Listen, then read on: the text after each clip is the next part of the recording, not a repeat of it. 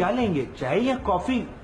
कुछ नहीं, और तुम जल्दी से 7 इंच LED और टेबल का बंदोबस्त कर दो। Okay sir, okay sir. Sir आप जेल में चले, मैं साहब से बात कर। ओके।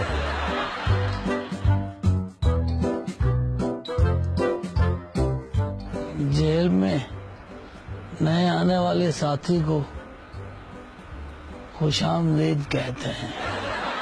ठीक है उस्मान, कितने सालों से इधर हो? 15 साल हो गए हैं। क्या जुर्म किया था तुमने? जुर्म क्या, बकरी चोरी का इल्जाम लगा था। So sad। आप किस जुर्म में अंदर आए हैं? नहीं, सरकारी मुलाजिम हूँ। मेरे घर से 80-90 करोड़ रुपया बरामद हुआ है और 50 अरब की दुबई में प्रॉपर्टी पकड़ी गई है। फिर तो आपकी तो सारी जिंदगी अब अंदर ही गुजरेगी। आए चले। किधर? आपके खिलाफ जो करप्शन के सबूत मिले हैं वो ना काफी हैं।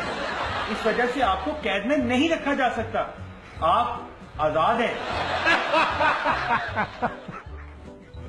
बकरी चोर।